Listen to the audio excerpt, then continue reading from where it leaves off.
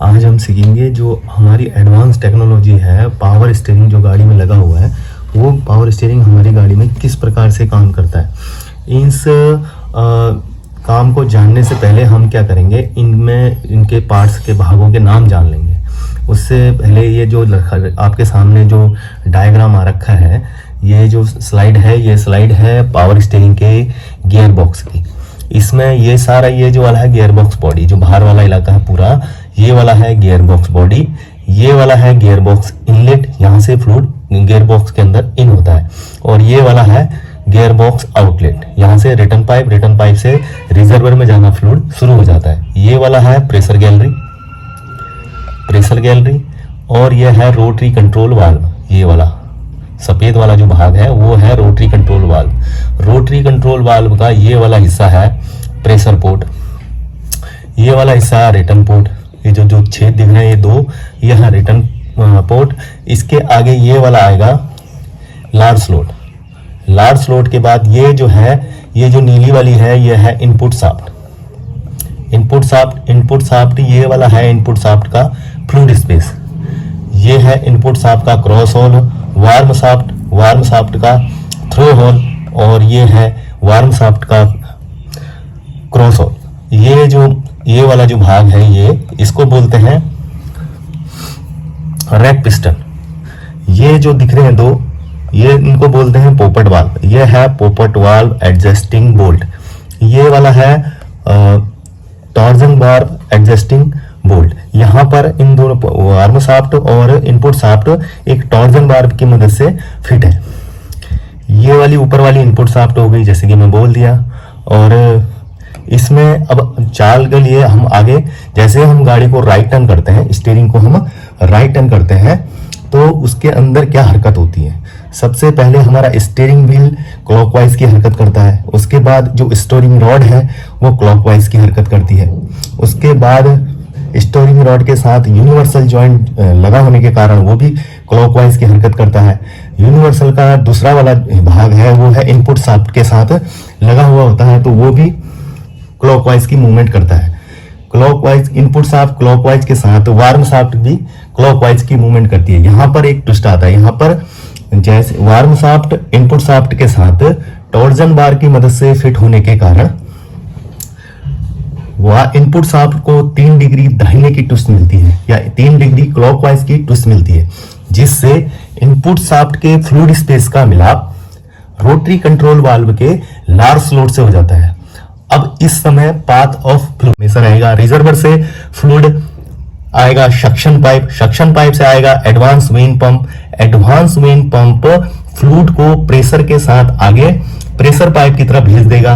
उसके बाद pressure pipe से फ्लूइड आएगा स्टीयरिंग गियर बॉक्स के इनलेट में। स्टीयरिंग गियर बॉक्स के इनलेट से फ्लूइड आएगा pressure gallery, steering gear box का pressure gallery. Steering gear box के प्रेशर गैलरी से फ्लूइड आएगा रोटरी कंट्रोल वाल्व का pressure port. Rotary control valve के प्रेशर पोर्ट से फ्लूइड आएगा इनपुट शाफ्ट का फ्लूइड स्पेस। इनपुट शाफ्ट के फ्लूइड स्पेस से फ्लूइड जाएगा रोटरी कंट्रोल वाल्व का large slot.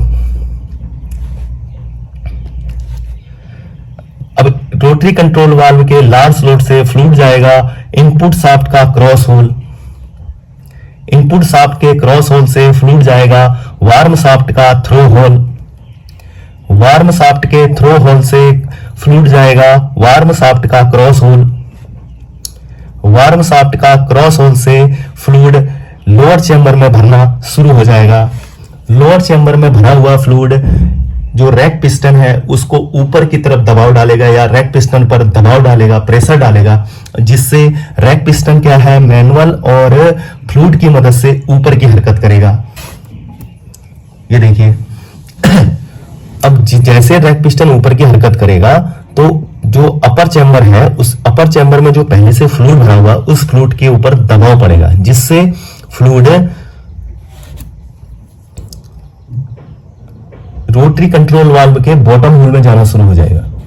Rotary control valve के बॉटम होल से रोटरी कंट्रोल वाल्व का small slot, rotary control valve का स्मॉल स्लॉट से इनपुट शाफ्ट का फ्लूइड स्पेस, इनपुट शाफ्ट के फ्लूइड स्पेस से फ्लूइड जाएगा रोटरी कंट्रोल वाल्व के रिटर्न पोर्ट से स्टीयरिंग गियर बॉक्स का प्रेशर रिटर्न गैलरी से आउटलेट, और रिटर्न पाइप के आउटलेट से रिटर्न पाइप से रिजर्वर में जाना फ्लूइड शुरू हो जाएगा, और रिजर्वर में जाने के बाद फ्लूइड फिल्टर होगा।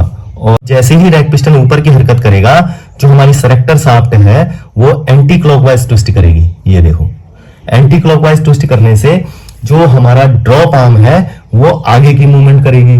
ड्रॉप आर्म के साथ पुल एंड पुश रॉड लगी होने के कारण पुल एंड पुश रॉड भी आगे की हरकत करेगी, और पुल एंड पुश रॉड के साथ हमारी स्टीयरिंग आर्म लगी है वो भी क्या करेगी, आगे की हरकत करेगी।